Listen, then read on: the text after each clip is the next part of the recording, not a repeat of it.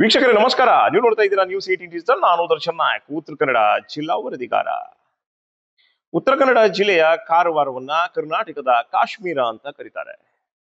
ಅದ್ರ ಜೊತೆಗೆ ಇಲ್ಲಿ ಪ್ರವಾಸೋದ್ಯಮವನ್ನ ಬೆಳೆಸಿ ಉಳಿಸಲು ಸಾಕಷ್ಟು ಅವಕಾಶಗಳಿವೆ. ಆದ್ರೆ ಇಚ್ಛಾಶಕ್ತಿಯ ಕೊರತೆಯಿಂದ ಇವತ್ತು ಉತ್ತರ ಕನ್ನಡ ಜಿಲ್ಲೆಯ ಕಾರವಾರದ ಪ್ರವಾಸೋದ್ಯಮ ಸತ್ತು ನಾರ್ತಾ ಇದೆ. ಉತ್ತರ ಕನ್ನಡ ಜಿಲ್ಲೆಯ ಕಾರವಾರದ ಪ್ರವಾಸೋದ್ಯಮಕ್ಕೆ ಇನ್ನೊಂದು ಕಪ್ಪು ಚುಕ್ಕೆ ಏನಪ್ಪಾ ಅಂದ್ರೆ, ಉತ್ತರ ಕನ್ನಡ ಜಿಲ್ಲೆಯ ಕಾರವಾರದ ರವೀಂದ್ರನಾಥ ಕಡಲ ತೀರದ ಒಂದು ಭಾಗದಲ್ಲಿ ನಿರ್ಮಾಣವಾದಂತ ರಾಕ್ ಗಾರ್ಡನ್ ನಿರ್ವಹಣೆ ಇಲ್ಲದೆ ಇವತ್ತು ಹಾಳು ಕೊಂಪೆಯಾಗಿ ಮಾರ್ಪಾಡಾಗಿರುವಂಥದ್ದು.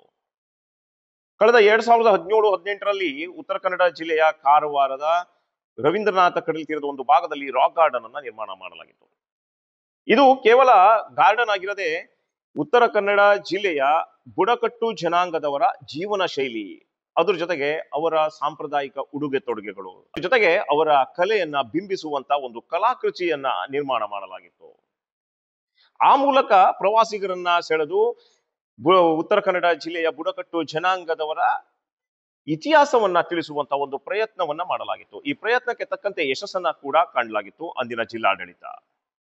ಆದ್ರೆ ಬದಲಾದ ವ್ಯವಸ್ಥೆಯಲ್ಲಿ ರಾಕ್ ಗಾರ್ಡನ್ ಇವತ್ತು ನಿರ್ವಹಣೆ ಇಲ್ಲದೆ ಹಾಳು ಕೊಂಪೆಯಾಗಿ ಮಾರ್ಪಾಡಾಗಿರುವಂಥದ್ದು. ಉತ್ತರ ಕನ್ನಡ ಜಿಲ್ಲೆಯ ಬುಡಕಟ್ಟು ಜನಾಂಗದವರ ಅಂದ್ರೆ ಸಿದ್ಧಿ ಆಗಿರ್ಬೋದು, ಗೌಳಿ ಆಗಿರ್ಬೋದು, ಕುಣಬಿ ಆಗಿರ್ಬೋದು, ಹಾಲಕ್ಕಿ ಒಕ್ಕಲಿಗರಾಗಿರ್ಬೋದು, ಅದೇ ರೀತಿ ಗೊಂಡ ಸಮುದಾಯ ಆಗಿರ್ಬೋದು, ಹೀಗೆ ಉತ್ತರ ಕನ್ನಡ ಜಿಲ್ಲೆಯ ಬುಡಕಟ್ಟು ಜನಾಂಗದವರ ಜೀವನ ಶೈಲಿಯನ್ನ ಬಿಂಬಿಸುವಂತ ಒಂದು ಕಲಾಕೃತಿಗಳನ್ನ ನಿರ್ಮಾಣ ಮಾಡಲಾಗಿತ್ತು. ಅದ್ರ ಜೊತೆಗೆ ಅದಕ್ಕೆ ತಕ್ಕಾಗೆ ಅವರ ವಾಸಿಸುವಂತ ಕುಟೀರಗಳನ್ನ ಸಹಿತ ನಿರ್ಮಾಣ ಮಾಡಲಾಗಿತ್ತು. ಆದ್ರೆ ಇವತ್ತು ಆ ಕುಟೀರಗಳು ಬಿದ್ದು ಹೋಗಿವೆ. ಅದ್ರ ಜೊತೆಗೆ ಈ ಕಲಾಕೃತಿಗಳ ಕೈಕಾಲು ಮುರಿತವಾಗಿರುವಂಥದ್ದು. ಅಂದ್ರೆ ಸಂಪೂರ್ಣವಾಗಿ ಈ ಕಲಾಕೃತಿಗಳ ಅಂದ ಕೆಟ್ಟು ಹೋಗಿದೆ. ಸುಣ್ಣ ಬಣ್ಣ ಇಲ್ಲದೆ ಬರೋಬ್ಬರಿ 5-6 ವರ್ಷ ಆಯ್ತು. ಆದ್ರೆ ಇವತ್ತಿಗೂ ನಿರ್ವಹಣೆ ಮಾಡಬೇಕು ಎನ್ನುವಂತ ಒಂದೇ ಒಂದು ಚೂರು ಇಚ್ಛಾಶಕ್ತಿ ಪ್ರವಾಸೋದ್ಯಮಕ್ಕಾಗ್ಲಿ ಉತ್ತರ ಕನ್ನಡ ಜಿಲ್ಲಾಡಳಿತಕ್ಕೆ ಇಲ್ಲ. ಪ್ರವಾಸೋದ್ಯಮದ ಅಭಿವೃದ್ಧಿಯನ್ನ ಸಹಿಸಿಕೊಳ್ಳದ ಕೆಲವರು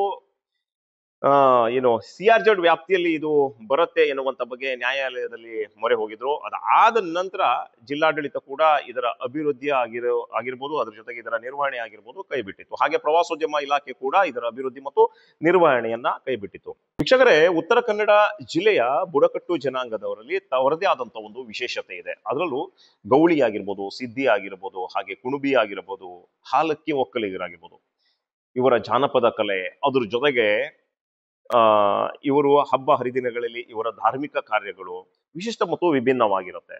ಸಿದ್ಧಿ ಸಮುದಾಯದವರ ಒಂದು ವಿಶಿಷ್ಟವಾದಂತ ಢಮಾಮಿ ನೃತ್ಯ ಆಗಿರ್ಬೋದು, ಅದ್ರ ಜೊತೆಗೆ ಗೌಳಿ ಸಮುದಾಯದವರ ಒಂದು ಜಾನಪದ ನೃತ್ಯ ಆಗಿರ್ಬೋದು, ಹಾಲಕ್ಕಿ ಗೌಡರ ಒಂದು ಹಾಲಕ್ಕಿ ಸುಗ್ಗಿ ಕುಣಿತ ಆಗಿರ್ಬೋದು.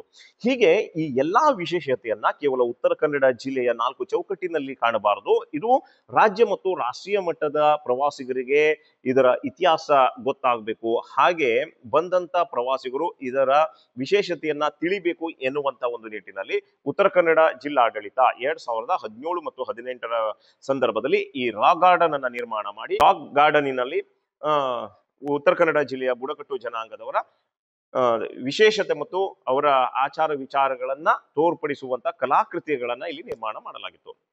ಆದ್ರೆ ಈಗ ಈ ಕಲಾಕೃತಿಗಳು ಸಂಪೂರ್ಣವಾಗಿ ಅಂದ ಕೆಟ್ಟು ಹೋಗಿರುವಂಥದ್ದು.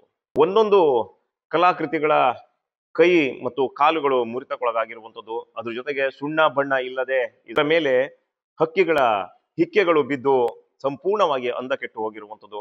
ಮಳೆಗಾಲದಲ್ಲಿ ನೀರನ್ನ ಬಿದ್ದು ಇದು ಪಾಚಿಗಟ್ಟಿರುವಂಥದ್ದು. ಹಾಗೆ ಇನ್ನು ಕೆಲವೊಂದು ಕಲಾಕೃತಿಗಳಿಗೆ ಯಾವುದೇ ರೀತಿಯಾದಂತ ಒಂದು ಸುಣ್ಣ ಬಣ್ಣ ಇಲ್ಲದೆ ಹಾಗೆ ಬಿಟ್ಟಿರುವಂಥದ್ದು.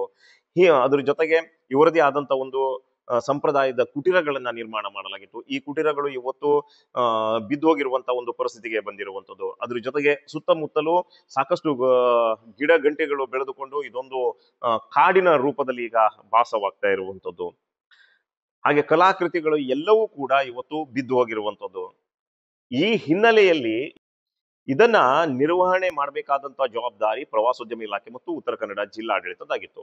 ಆದ್ರೆ ಇವತ್ತು ಇದು ನಿರ್ವಹಣೆ ಮಾಡದೆ ಹಾಳು ಕೊಂಪೆಯಾಗಿ ಹಾಗೆ ಬಿಟ್ಟಿರುವಂಥದ್ದು. ಅದ್ರ ಜೊತೆಗೆ ಇಲ್ಲಿನ ಜನಪ್ರತಿನಿಧಿಗಳು, ಮುಖ್ಯವಾಗಿ ಇಲ್ಲಿನ ಜನಪ್ರತಿನಿಧಿಗಳ ಇಚ್ಛಾಶಕ್ತಿಯ ಕೊರತೆಯಿಂದ ಇವತ್ತು ಇಂಥ ಪ್ರವಾಸೋದ್ಯಮ ತಾಣಗಳು ಇವತ್ತು ಹಾಳು ಕೊಂಪೆಯಾಗಿ ಬದಲಾಗ್ತಾ ಇರುವಂಥದ್ದು. ಅತಿ ಹೆಚ್ಚು ಪ್ರವಾಸಿಗರನ್ನ ಸೆಳೆಯುವಂತ ಈ ರಾಕ್ ಗಾರ್ಡನ್ ಇವತ್ತು ಕೇವಲ ಬೆರಳೆಣಿಕೆಯ 4-5 ಪ್ರವಾಸಿಗರು ಬಂದು ಹೋಗುವಂತ ಒಂದು ಜಾಗವಾಗಿ ಪರಿವರ್ತನೆಯಾಗಿದೆ. ವೀಕ್ಷಕರು, ಇದಕ್ಕೆಲ್ಲ ಮುಖ್ಯ ಕಾರಣ ಇಲ್ಲಿನ ಜನಪ್ರತಿನಿಧಿಗಳೇ ಅಂತ ನೇರವಾಗಿ ಹೇಳಬಹುದು. ಯಾಕಂದ್ರೆ ಉತ್ತರ ಕನ್ನಡ ಜಿಲ್ಲೆಯಲ್ಲಿ ಈ ಎಲ್ಲಾ ಬುಡಕಟ್ಟ ಜನಾಂಗದವರು ಕೂಡ ಇಲ್ಲಿನ ಜನಪ್ರತಿನಿಧಿಗಳನ್ನ ಆಯ್ಕೆ ಮಾಡ್ತಾರೆ, ಮತವನ್ನ ಹಾಕ್ತಾರೆ. ಆದ್ರೆ ಅವರ ಕಲಾಕೃತಿಗಳು ಇವತ್ತು ಅನಾಥವಾಗಿ ಬಿದ್ದಿರುವಂಥದ್ದು. ಸೊ ಈ ನಿಟ್ಟಿನಲ್ಲಿ ಇದು ನೇರವಾದಂತಹ ಜವಾಬ್ದಾರಿ ಇಲಾಖೆಯದಾದ್ರೆ ಅದ್ರ ಜೊತೆಗೆ ಮುಖ್ಯ ಜವಾಬ್ದಾರಿ ಇಲ್ಲಿನ ಜನಪ್ರತಿನಿಧಿಗಳದ್ದು ಆಗಿರುತ್ತೆ, ಇಲ್ಲಿನ ಶಾಸಕರದ್ದು ಆಗಿರುತ್ತೆ, ಸಚಿವರದ್ದು ಆಗಿರುತ್ತೆ. ಇವತ್ತು ಇವರೆಲ್ಲರೂ ಕೂಡ ಈ ರಾಕ್ ಗಾರ್ಡನ್ ಅನ್ನ ಅಭಿವೃದ್ಧಿಪಡಿಸುವಲ್ಲಿ ಮರೆತು ಹೋಗಿದ್ದಾರೆ. ಅದ್ರ ಜೊತೆಗೆ ರಾಕ್ ಗಾರ್ಡನ್ ಜೊತೆಗೆ ಮುಖ್ಯವಾಗಿ ಹೇಳ್ಬೇಕಪ್ಪ ಅಂದ್ರೆ ಆಯಾ ಸಮುದಾಯದವರ ಏನು ಕಲಾಕೃತಿಗಳನ್ನ ನಿರ್ಮಾಣ ಮಾಡಿದಾರೋ ಆ ಕಲಾಕೃತಿಗಳನ್ನ ನಿರ್ವಹಣೆ ಮಾಡೋದ್ರಲ್ಲಿ ಎಡವಿರುವಂಥದ್ದು. ಇದು ಆಯಾ ಸಮುದಾಯದವರಿಗೆ ಮಾಡಿದಂತ ಒಂದು ದೊಡ್ಡ ಅವಮಾನ ಆಗಿರುವಂಥದ್ದು. 2017-18 ಸಾಲಿನಲ್ಲಿ ನಮ್ಮ ಕರ್ನಾಟಕ ಸರ್ಕಾರದಿಂದ ಜಿಲ್ಲಾಡಳಿತ ಇವರ ಒಂದು ಜಿಲ್ಲಾಡಳಿತದಿಂದ ನಮ್ಮ ಕಾರವಾರದಲ್ಲಿ ರಾಕ್ ಗಾರ್ಡನ್ ಅಂತ ಒಂದು ನಮ್ಮ ಜಿಲ್ಲೆಯ ಒಂದು ಸಾಂಸ್ಕೃತಿಕವಾಗಿ ಬಿಂಬಿಸುವ ಒಂದು ಟೂರಿಸಂ ನಿರ್ಮಾಣ ಮಾಡಿತ್ತು. ಆದರೆ ಈಗ ಕೆಲವೊಂದು ವರ್ಷಗಳಿಂದ ಅದು ಯಾವುದೇ ನಿರ್ವಹಣೆ ಇಲ್ಲದೆ ನಮ್ಮ ಹಾಲಕ್ಕಿ ಸಮಾಜದಲ್ಲಿರ್ಬೋದು, ನಮ್ಮ ಉತ್ತರ ಕನ್ನಡ ಜಿಲ್ಲೆಯ ಬುಡಕಟ್ಟು ಸಮಾಜದ ಎಲ್ಲ ಒಂದು ಸ್ಟ್ಯಾಚ್ಯೂಗಳು ಕೈಯಲ್ಲಿ ಕಾಲಿಲ್ಲಿ ಎಲ್ಲವೂ ಕಟ್ಟಾಗಿ ಅದೊಂದು ನಮ್ಮ ಸಮಾಜಕ್ಕಾಗಲಿ ಅಥವಾ ಬೇರೆ ಸಮಾಜಕ್ಕಾಗಿ ಒಂದು ಅಪಮಾನ ಮಾಡುವ ನಿಟ್ಟಿನಲ್ಲಿದ್ದಾವೆ. ಅದಕ್ಕಾಗಿ ನಮ್ಮ ಜಿಲ್ಲಾಡಳಿತ ಕೂಡಲೇ ಅದನ್ನ ನಿರ್ವಹಣೆ ಮಾಡಿ ನಮ್ಮ ಜಿಲ್ಲೆಗೆ ಆಗಮಿಸುತ್ತಿರುವ ಪ್ರವಾಸಿಗರಿಗೆ ಒಂದು ಒಳ್ಳೆಯ ಒಂದು ಸ್ಥಳವಾಗಿ ನಿರ್ಮಾಣ ಮಾಡಬೇಕು. ಹಾಗೆಂದ್ರೆ ನಮ್ಮ ಹಾಲಕಿಗಳು, ನಮ್ಮ ಪದ್ಮಶ್ರೀ ಸುಕ್ರಜಿಗೌಡ ಇರ್ಬೋದು, ನಮ್ಮ ಸಮುದಾಯ ಸುಗ್ಗಿ ಕುಣಿತ ಮತ್ತೆ ಪುಗಡಿ ನೃತ್ಯ, ಇವೆಲ್ಲವನ್ನ ನಮ್ಮ ಹೊರ ಜಿಲ್ಲೆಯವರಿಗೆ ಅಥವಾ ಬೇರೆ ರಾಜ್ಯದವರಿಗೆ ತೋರಿಸುವ ಒಂದು ಜನಪದವಾಗಿ ತೋರಿಸುವಂತ ಒಂದು ಮಾಡಿದ್ರು. ಆದ್ರೆ ಇವಾಗ ಏನಾಗಿದೆ, ನಮ್ಮ ಸುಕ್ರಜಿ ಇರ್ಬೋದು ಮತ್ತೆ ನಮ್ಮ ಸಮಾಜದ ಬೇರೆ ಬೇರೆ ಮಹಿಳೆಯರ ಒಂದು ಚಿತ್ರಣ ಮಾಡಿದ್ರು. ಆದ್ರೆ ಅವೆಲ್ಲ ಈಗ ಒಂದು ಯಾವುದೇ ನಿರ್ವಹಣೆ ಇಲ್ಲದೆ, ಒಂದೇ ಕೈ ಇಲ್ಲದೆ ಕಾಲಿಲ್ಲದೆ ಒಂದು ಅಪಹಾಸ್ಯ ಮಾಡುವಂತಾಗಿದೆ. ಅದಕ್ಕಾಗಿ ಜಿಲ್ಲಾಡಳಿತ ಕೂಡಲೇ ಇದನ್ನ ಆದಷ್ಟು ಬೇಗ ನಿರ್ವಹಣೆ ಮಾಡಿ ನಮ್ಮ ಜಿಲ್ಲೆಯ ಬರುವ ಪ್ರವಾಸಿಗರಿಗೆ ಒಂದು ಒಳ್ಳೆಯ ಆಕರ್ಷಣಾ ಸ್ಥಳ ಮಾಡ್ಬೇಕಂತ ಕೇಳ್ಕೊಳ್ತಾ ಇದ್ದೀನಿ. ಒಟ್ಟಾರೆ ವೀಕ್ಷಕರೇ, ಉತ್ತರ ಕನ್ನಡ ಜಿಲ್ಲೆಯ ಕಾರವಾರದ ರವೀಂದ್ರನಾಥ ಕಡಲ ತೀರದ ಒಂದು ಭಾಗದಲ್ಲಿ ನಿರ್ಮಾಣವಾದಂತ ರಾಕ್ ಗಾರ್ಡನ್ ಇವತ್ತು ಯಾವ ರೀತಿ ಹಾಳು ಕೊಂಪೆಯಾಗಿ ಪರಿವರ್ತನೆ ಆಗ್ತಾ ಇದೆ, ಅದ್ರ ಜೊತೆಗೆ ಇಲ್ಲಿನ ಜನಪ್ರತಿನಿಧಿಗಳು ಯಾವ ರೀತಿ ನಿರ್ಲಕ್ಷ್ಯದಿಂದಿದ್ದಾರೆ, ಅವರ ಇಚ್ಛಾಶಕ್ತಿ ಕೊರತೆ ಹೇಗಿದೆ ಎನ್ನುವಂತ ಬಗ್ಗೆ ತೋರಿಸುವಂತ ಒಂದು ಪ್ರಯತ್ನ. ಇನ್ನಷ್ಟು ಮಾಹಿತಿಯೊಂದಿಗೆ ಮತ್ತೆ ನಾವು ನಿಮ್ಗೆ ಸಿಗ್ತಾ ಇರ್ತೀವಿ. ಅಲ್ಲಿ ತನಕ ನೋಡ್ತಾ ಇರಿ ನ್ಯೂಸ್ 18.